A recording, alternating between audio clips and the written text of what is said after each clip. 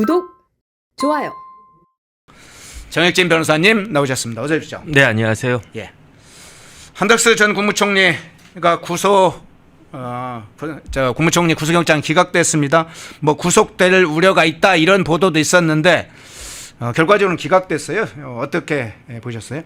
일단은 영장 실질 심사 시간 자체가 예. 그렇게 길지가 않았어요. 예. 어제 1시 반부터 시작이 됐는데 이런 경우에는 저녁 때까지 늦게 가는 경우가 많고, 그다음에 구속영장 청구서가 54페이지, 그다음 거기에다가 추가적으로 특검에서 의견서를 한 360페이지를 더 썼다는 이야기예요. 예. 그다음에 이제 PPT만 160페이지 정도 됐다라고 하니까 사실은 시간이 더 걸렸어야 됐는데 한 4시 한 55분, 한 5시경 정도에 끝났다라고 하니까 그러니까 생각보다는 영장 실질 심사에 걸린 시간이 그렇게 길지 않았다. 일단 그런 생각이 들고요. 예. 그다음에 그 영장에 대한 기각 결정도 빨리 나왔어요. 예. 되게 이런 경우에는 특히 이제 판사님들이 그냥 시간을 좀 더 질질 끌다가 다 써놨어도, 마음에 다 결정을 해놨어도 뭐 새벽 1시나 2시나 이 정도에 하는 게 그게 일반적인데 그런 경우가 많았는데 그런데 이번에는 10시도 되기 전에 구속영장을 기각하는 그러한 결정을 쭉 내렸는데, 이거는 어쨌든 제가 봤을 때 정재욱 부장판사가, 영장 전담 부장판사가 정재욱 부장인데, 정재욱 부장이 뭐 나름대로 소신 있게 그 한덕수 그 총리의, 전 총리의 영장은 이건 무리한 것이다, 이렇게 해서 기각을 한 것이 아닌가 싶습니다. 예. 구속영장 기각 사유를 좀 조목조목 보면 법적 평가와 관련해 다툼의 여지가 있다, 증거인멸의 우려가 있다고 보기 어렵다, 도주 우려가 있다고 보기 어렵다, 이렇게 좀 상당히 구체적으로 좀 여러 가지 사항을 좀 기재를 했는데 그 부분을 좀 상세하게 좀 이 정재욱 판사가 이 사실관계를 따져본 것이라고 판단할 수 있을까요? 일단 특검이 제기한 혐의가 크게 6가지였어요. 첫 예. 번째가 내란 방조, 그러니까 내란 우두머리라고 하면은 윤석열 전 대통령 아니겠습니까? 윤석열 전 대통령이 내란을 하는데 그런데 그 가담을 했다, 도와줬다. 그러니까 내란 우두머리 방조.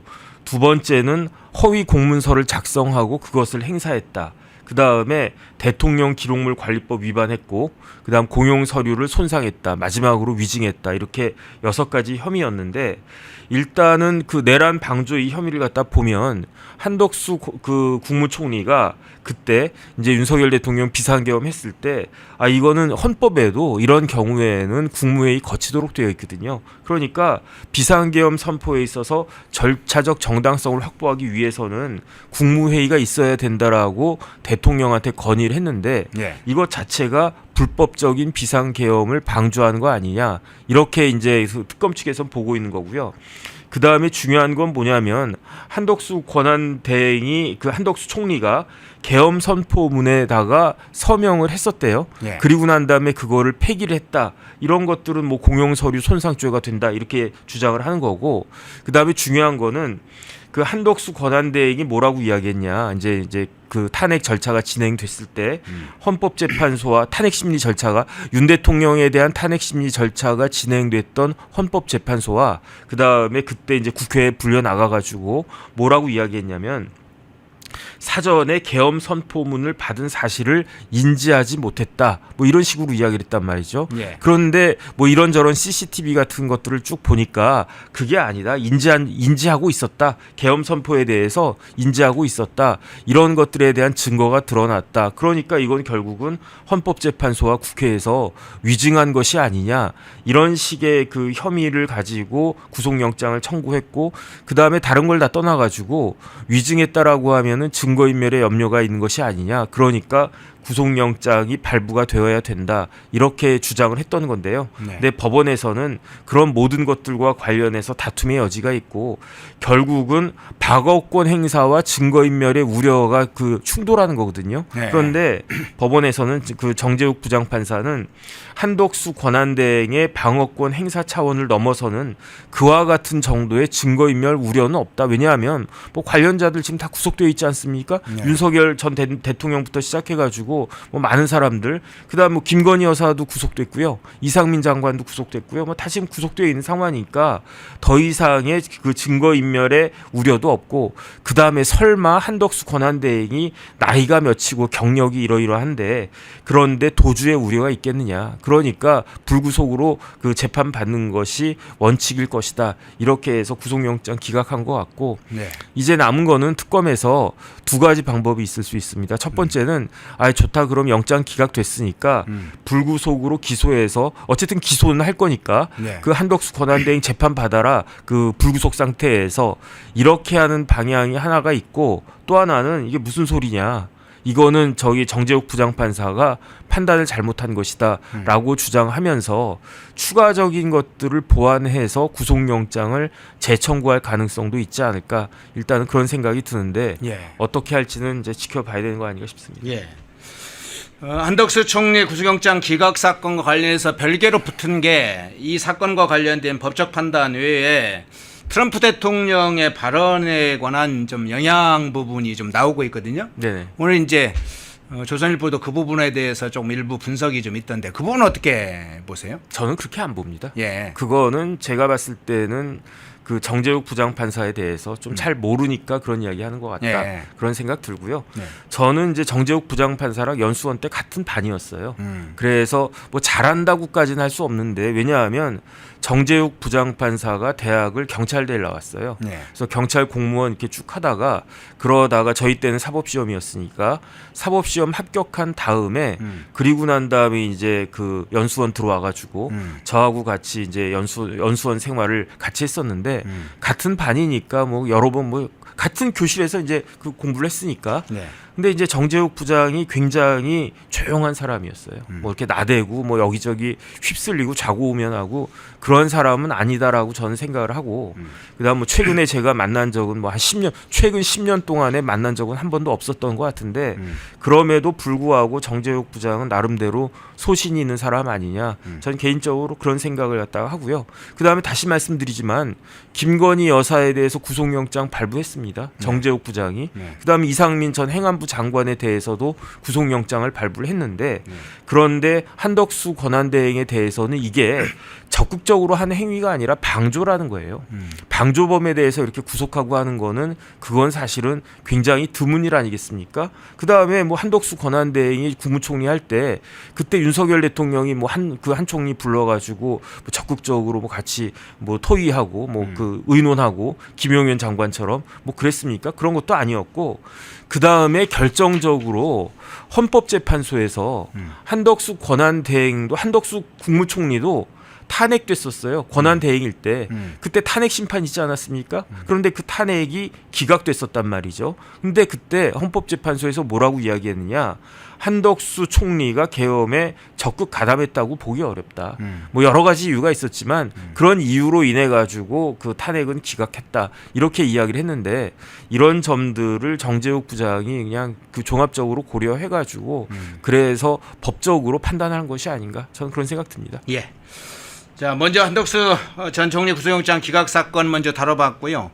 자, 한미 정상회담 문제로 한번 좀 넘어가 보겠습니다. 주요 쟁점들 한번 좀 몇 가지 살펴보겠습니다. 한미 회담을 둘러싼 쟁점들인데, 자, 먼저 조선일보 한번 그 기사 한번 띄워주시겠어요? 자, 조선일보가 이번 회담을 평가하면서 이런 제목으로 기사를 냈어요. 공식 문서 없는 한미 외교. 트럼프 입에 계속 울고 웃는다.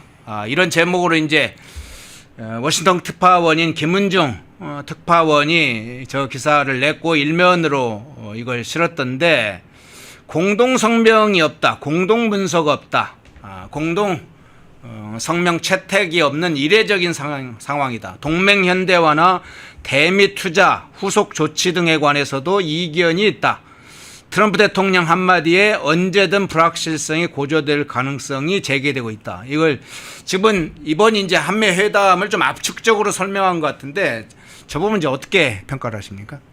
일단은 저기 기존에 대한민국 대통령이 미국에 그 초청돼서 정상회담 했을 때 비하면은 사실은 홀대 받은 건 사실이죠. 네. 왜냐하면 기본적으로 이 방문 자체가 그 한미 정상회담 하기 위해서, 그러니까 뭐 한미 정상회담뿐만 아니라 뭐 기본적으로 외국 정상들을 초청할 때 하는 프로토콜이 있는데 예. 우리나라 대통령은 국빈 방문이 아니었어요. 이걸 스테이트 비지트라고 하는데 국빈 방문이 아니었고 국빈 방문 미치 공식 방문이거든요.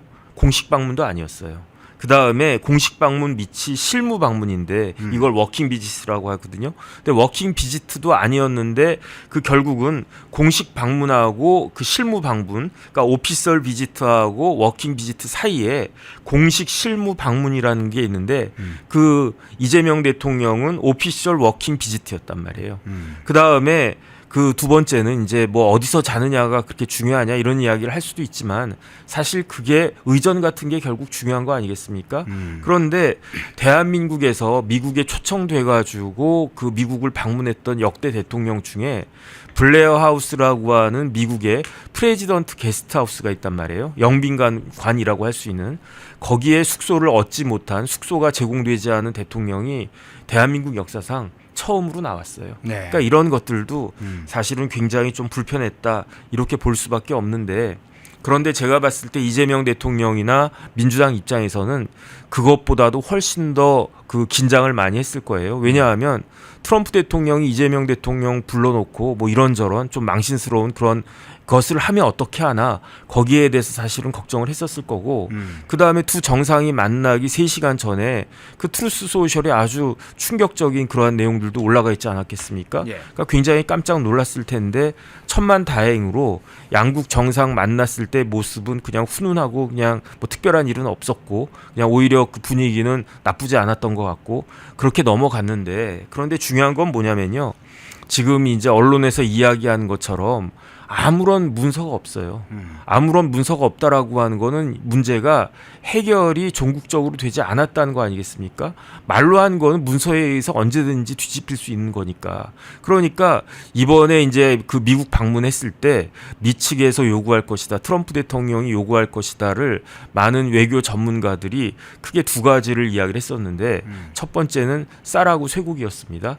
여기에 대해서는 이게 아니다 기다라고 하는 게 명확하지가 아직도 않은 것 같아요. 왜냐하면 우리나라 쪽에서는 요번에도 쌀하고 쇠고기 이야기 나오지 않았으니까 이거는 문제없이 그냥 넘어가는 것이다 라고 이야기를 하지만 언제든지 미 측에서 쌀하고 쇠고기 완전 개방해라 이렇게 이야기하면 할 말이 없어진단 말이죠. 그래서 뭐 지금 대통령실 이야기대로 아무 일 없이 그냥 넘어갈 수도 있겠지만 이런 것들이 왜 그 서면화 되지가 않는가. 일단 그 부분도 좀 찜찜하고 그 다음에 두 번째로 또 문제가 되는 거는 이번에 그 이재명 대통령 방미했을 때 미 측에서 대만과 중국 갈등이 있을 때 누구 편을 들 것인지 명확히 해라 이런 것들을 이재명 대통령에게 면전에서 물어보지 않을까 이런 이야기 하는 사람들도 많이 있었는데 그 이야기도 없었단 말이죠. 그런데 없었단 이야기지 여기에 대해서 어떻게 그 해결된 그런 것들도 아니기 때문에 일단은 대통령이 잘 한미 정상회담하고 이제 귀국했으니까 그 부분은 다행이라고 생각을 하는데 그런데 아직까지 긴장을 놓칠 수 없는 게 그리고 난 다음에 지금에 와가지고 미 측에서 뭔가가 뭐 문서가 딱 날라온다라고 하면 그런 것들은 아직은 해결된 것이 아니지 않는가 그런 것들을 많은 언론이 지금 걱정하고 있는 것이 아닌가 싶습니다. 예. 자, 조선일보의 한면 일면에 담긴 함축된 한미회담의 이제 핵심적인 상황, 내용 이걸 압축해서 살펴봤고요.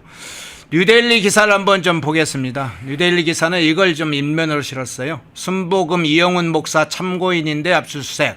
아마 이게 이제 어떤 문제인지는 감으로 길 텐데 여기에다가 자 뒤에 또 이걸 달았어요. 자 여당 민주당 논란 속출에도 특검을 검찰청한다 이런 얘기인데 해병특검팀이 이제 여의도 순복음교회 이영훈 담임 목사를 참고인 신분인데도 불구하고 주거지와 교회 당회의장실을 압수수색한 문제를 자세하게 이제 기사 보도를 했습니다. 그러면서 민주당이 지금 특검 권한을 더 확대하는 개정을 지금 발의하는 것에 대해서 이제 조목조목 비판적 기사를 실었는데 이 부분은 트럼프 대통령 발언도 있었기 때문에 이 부분 어떻게 평가를 하세요? 글쎄요, 트럼프 대통령이 무슨 뭐 혁명이냐, 그냥 펄지 뭐 추방이냐, 뭐 이런 것들, 숙청이냐, 이러한 그 트루스 소셜에 올렸는데 그러면서 이야기했던 것 중에 하나가, 그러니까 두 가지를 이야기하지 않았습니까? 첫 번째는 밀리터리 베이스, 그 미군 부대, 그 다음에 두 번째는 교회, 그 이야기를 했었는데. 트럼프 대통령이 크리스찬이잖아요. 크리스찬이고 교회에 대해서 다른 대통령보다도 훨씬 더 중요하게 생각하는 그런 사람 아니겠습니까? 그다음에 트럼프 대통령 아들 맏아들 트럼프 주니어가 한국에 자주 왔었어요. 그다음에 뭐 또 온다라는 이야기도 있고 그렇더라고요. 그런데 지난번에 한국에 왔을 때 그때 어딜 갔었느냐? 순복음교회를 갔었어요. 그런데 그 순복음교회를 압수수색을 했다. 그런데 압수수색할 때 어떤 명확한 그러한 혐의가 있으면 참고인이라고 하더라도 압수수색할 수는 있는데 그런데 교회하고 그 최상병 특검하고 무슨 그 관련이 그만큼이나 있겠는가? 일단 그런 생각할 수밖에 없기 때문에 그렇기 때문에 그 부분에 대해서 아마 미측에서는 조금 이게 오버한 것이 아니냐, 이거는 선을 넘은 것이 아니냐 이런 생각을 했던 것이 아닌가 그런 생각이 들고요. 제 개인적인 생각으로는 뭐 교회도 교회지만 지금 오산 공군 기지는 한국군만 쓰는 게 아니고 한미가 공동으로 사용하는 그런 그 에어베이스란 말이죠. 거기에 그 다음에 이제 MCRC라고 해가지고 굉장히 중요한 시설을 거기를 갖다 압수수색했는데 그때 미군에 대해서는 주한미군에 아무런 노티스도 없이 그렇게 압수수색 들어갔었단 말이죠. 이런 부분들에 대해서는 가만히 있지 않겠다라고 하는 것을 그 트럼프 대통령이 이번에 명확하게 그 보여준 거는 사실인 것 같고요. 이걸 보고 아마 많은 사람들이 움찔하지 않았을까 그런 생각 듭니다. 중국 문제로 한번 넘어가 보겠습니다. 이 대통령이 미국과의 동맹 강화 입장을 밝혔죠. 일단 그 진상 여부는 해석을 이제 저희가 해봐야 되겠습니다만 겉으로는 이제 그런 입장을 밝혔어요. 그러면서 중국이 거세게 지금 반발하고 있습니다. 이재명이 전략국제문제연구소 CSIS라고 그러죠. 이 전략국제문제연구소 연설에서 이런 발언한 거 아마 많이 들으셨을 겁니다. 안미 경중을 할 수 없게 됐다. 저거 한번 보시죠. 과거에 한국은 안미 경중의 태도를 취한 게 사실이지만 이제 과거 같은 태도를 취할 수 없는 상태가 됐다. 이렇게 발언한 바 있죠. 관련해서 이제 중국 관영 매체들이 대대적으로 막 때렸습니다. 과거에 이 조치 중에 하나였던 사드 배치까지 들먹이면서 막 경고를 했어요. 이재명 정권을 공격하는 경고를 했는데 이 사드 배치 후과도 우리가 과거에 있었습니다만은 지금 중국의 이런 반응, 이 중국이 공식적으로 발표한 건 아니지만 관영 매체를 통해서 나온 거면 중국의 입장이라고 볼 수 있는데 이 상황 일단 어떻게 해석을 하세요? 일단은 지금 우리나라가 양다리를 걸치기는 굉장히 어려운 상황 아니겠습니까? 저는 안미경중이라고 해가지고 이게 무슨 말인가 이런 사자성어가 있었나 그런 생각이 들었는데 찾아보니까 안보는 미국, 경제는 중국. 이게 양다리 걸치겠다라고 하는 건데 지금 미국이 가장 타겟을 특히 이제 트럼프가 대통령 된 다음에 가장 정확하게 타겟으로 잡고 있는 나라가 중국 아니겠습니까? 미국이라고 하는 나라는요 자기 나라를 위협하는 나라를 그냥 내버려 두질 않아요. 그래가지고 그 망한 게 뭐 러시아, 일본 이런 데가 아주 호되게 당하지 않았습니까?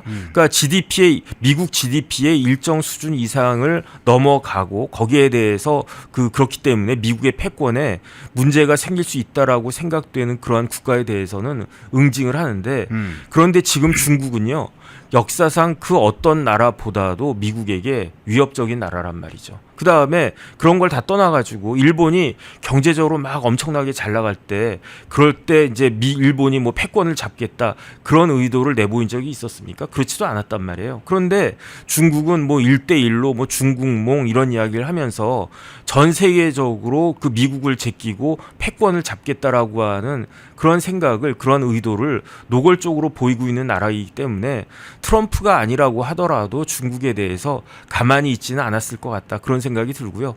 지금 뭐 관세 전쟁부터 해서 이런저런 것들 많이 일어나고 있는 게 결국은 중국을 겨냥한 것이 아니냐 이렇게 볼 수밖에 없는데 그런데 우리가 미국에다가는 땡큐하고 중국에다가는 쉐쉐하고 이런 것들이 먹힐 수가 있겠는가. 아마 제가 봤을 때는요, 트럼프 대통령이 비공식적인 자리에서 이렇게 드러나지 않은 자리에서 뭐 이재명 대통령이나 아니면 우리 측 정부에다가 입장 똑바로 해라, 명확하게 태도를 밝혀라, 이런 이야기 했을 수도 있지 않을까, 저는 개인적으로 그런 생각도 들거든요. 그런데 그런 것들을 중국이 모를 리가 있겠는가. 그러니까 중국 입장에서는요, 결국은 한국이 그 굉장히 그러니까 한국이 얼마나 중요한 나라냐면, 한국에는 뭐가 있습니까? 한국에는 캠프 험프리스가 있단 말이에요. 예. 그거는 그 세계에서 가장 큰 해외 그 미군 기지이면서 해외에서 가장 그 최신의 아주 그냥 최첨단의 미군 기지가 다른 데도 아니고 그 한국에 있는데, 그 캠프 험프리스가요, 중국에 가장 가까운 위치에 있단 말이죠. 네, 그러니까 로케이션으로 따져도 캠프 험프리스가 무지무지하게 중요한 거고, 이 캠프 험프리스 때문에라도 미국과 중국은 한국을 이렇게 포기할 수가 없는 그런 상황 아니겠습니까? 그러니까 그와 같은 그러한 그 양국의 압박 가운데에서 세계에서 가장 크고 강대한 두 나라 사이에서 이재명 대통령이 어떻게 처신하느냐, 거기에 따라서 우리나라의 그 국군도 왔다 갔다 할 수 있다, 저는 그런 생각 듭니다. 예. 중국 문제로 넘어가서 살펴봤는데요. 자, 북한 문제도 한번 살펴보죠.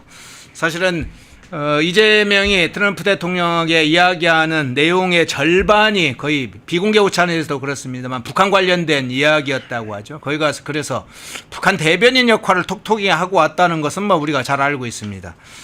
한국의 국익을 위해서 갔다고 하니까 아마 남북관계 그것도 국익 차원에서 생각을 한 건가 보죠. 원산에 무슨 호텔 지으면 그 대한민국 국익에 도움이 된다고 생각을 하나 보죠. 그런데 하여간 이 문제 살펴보겠습니다. 북한이 이제 이 한미회담에 대해서 직격을 하고 있어. 이 대통령을 집중적으로 비난하고 있는데, 트럼프 대통령에 대한 비난, 북한에서의 비난입니다. 북한에서 트럼프 대통령에 대한 직접적인 비난은 지금 없는 상황입니다. 조선중앙통신이 이렇게 입장을 발표했어요. 이재명이 비핵화 망상증을 유전병으로 계속 달고 있다가는 한국뿐 아니라 그 누구에게도 이롭지 못하다는 것을 알아야 된다, 이렇게 맹비난을 했죠. 그리고 이재명이 북한을 향해서 이런 얘기했었죠. 가난하지만 사나운 이웃이다, 이렇게 표현을 한 바 있는데, 이거에 대해서도 북한 측이 이렇게 얘기했어요. 우리를 심히 모독했다. 한국을 왜 적이라고 하며 왜 더러운 족속들이라고 하는가를 보여주는 중대한 계획이다, 뭐 이렇게 답변해서 지금 화면에 그 내용이 나가고 있습니다. 그런데 이렇게 한번 여쭤보겠습니다.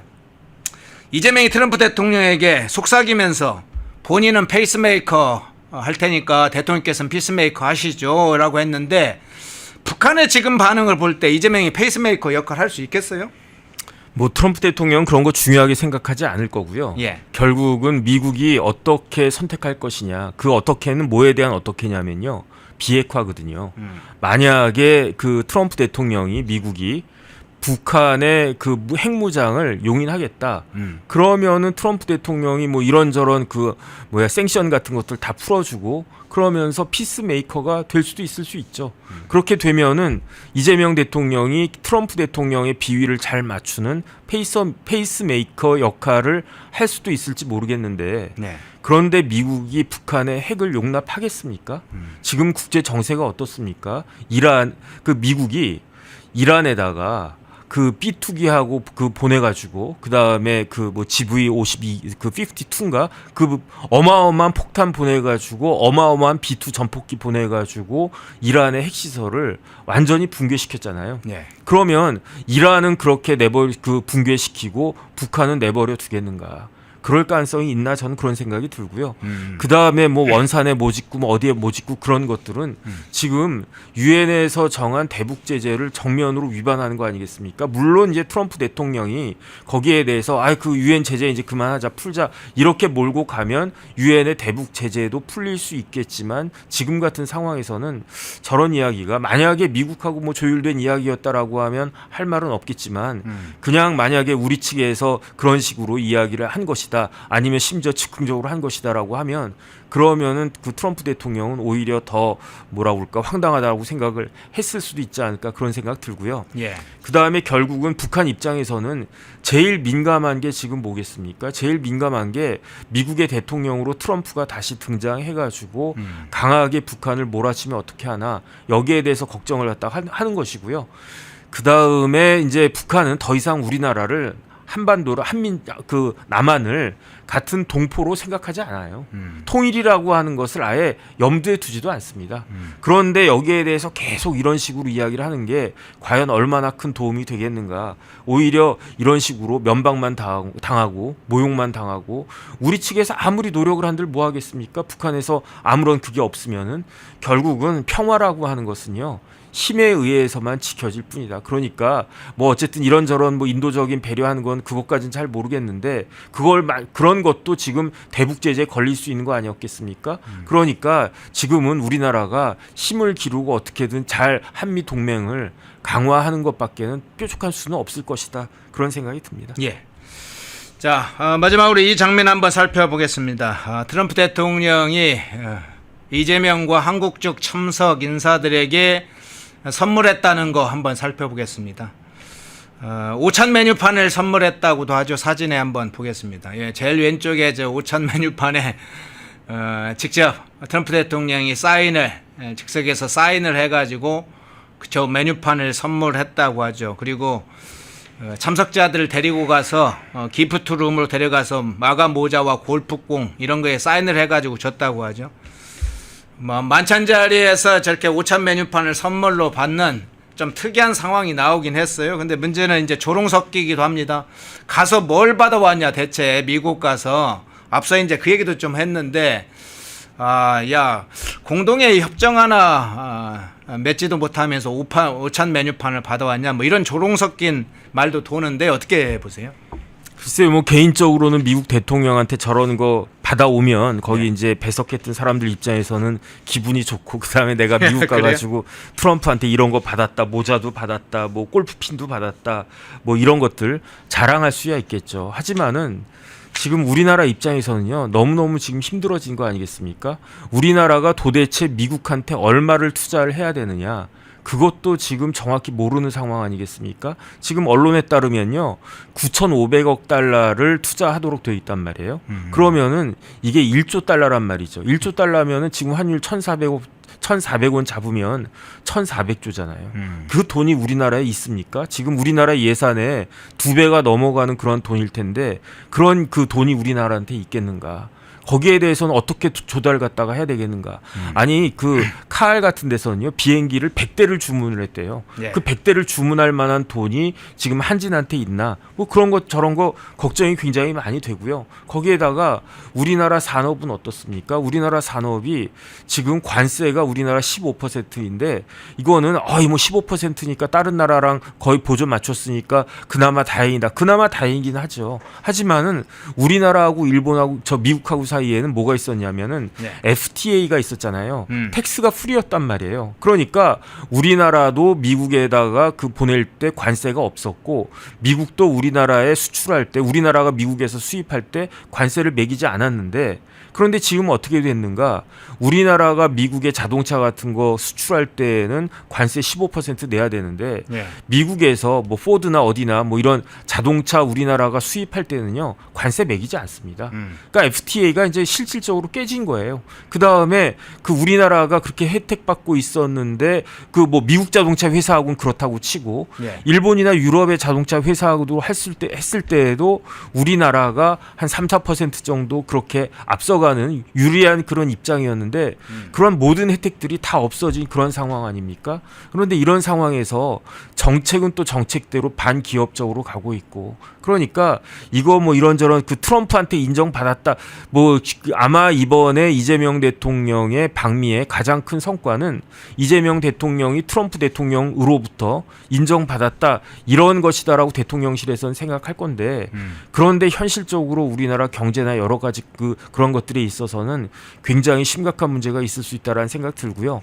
그 다음에 제가 트럼프 대통령이 한마디 쓱 던진 게 그게 굉장히 어떻게 보면은 좀 그 문제가 될 여지가 있다라고 보여지는 게 그게 캠프 험프리스 소유권을 내놓으라고 그렇게 이야기를 했었잖아요. 그랬죠. 예. 그거를 물론 이제 정부에서는 공식적으로 그건 아니다라고 부인을 했지만 그렇게 운을 띄웠다는 이야기 자체가 언제든지 그러한 이야기를 할 수 있다라고 하는 것을 슬쩍 한 자락 깐 거 아닌가? 물론 트럼프 대통령이 지금 당장 캠프 험프리스 그 450만 평짜리 그 큰 기지를 그 우리한테 넘겨 이렇게 이야기하지는 않을 것 같긴 한데 네. 그런 것들을 내비쳤다는 것 자체가 역사상 그러한 이야기가 나온 적이 단 한 번도 없었거든요. 그러면서 이제 방위 분담금 진짜로 우리나라한테 100억 달러를 갖다가 부담하라고 하면 그럼 우리나라는 뭐 국제적인 호구가 되는 건가? 어쨌든 그런 생각이 들고요. 그래서 이런 부분들에 대해서 과연 지금 정부가 대비가 잘 되어 있나? 어쨌든 그런 좀 그 걱정도 됩니다. 예. 그건 이제 한미회담 중에 조금 쟁점 중에 주요 좀 꼭 집어서 몇 가지 문제를 좀 살펴봤습니다. 독립, 성장, 역전, 패는경제TV 권미란입니다. 8월 25일 매일 저녁 8시 경제독립 8시 라이브 방송이 시작됩니다. 대형주 블루칩 발굴 전문가 이정호 멘토, 테마 선점 전문가 이주호 멘토, 글로벌 자산 배분 투자 전문가 문서진 멘토, 삼박자 매매 월드바겐헌트 송동현 멘토, 실전 초고수들과 함께 만들겠습니다. 여러분의 투자 라이프를 180도 바꿔줄 경제 라이브, 경제독립 8시, 매일 밤 8시에 뵙겠습니다. 펜앤마이크와 광동이 함께 준비한 초저분자 콜라겐으로 피부 속까지 촘촘하게 관리하세요. 하루 두 알로 피부 보습, 탄력 개선, 체내 흡수에 용이한 저분자 PC 콜라겐, 부원료 또한 탄탄하게 펜앤마이크 TV 단독 할인 1개월분 한 박스에 13,000원, 3개월분 3박스에 30,000원. 펜앤마이크 구독자 전용 댓글 상단 할인 링크에서 구매 가능합니다. 전화 문의는 1661-6915, 전화 문의는 1661-6915. 펜앤마이크와 광동이 함께 준비한 머리부터 발끝까지 모든 순간 풍성하게 광동 효모 비오틴 하루 한 번으로 가득 채우는 에너지 600mg 맥주 효모 함유 목 넘김 좋은 알약 타입 펜앤마이크 TV 단독 할인 1개월분 한 박스에 15,000원, 3개월분 3박스에 35,000원. 펜앤마이크 구독자 전용 댓글 상단 할인 링크에서 구매 가능합니다. 전화 문의는 1661-6915, 전화 문의는 1661-6915. 펜앤마이크에서 추천하는 영상도 보고 가세요. 다른 영상도 즐기시려면 구독 버튼을 꼭 눌러주세요.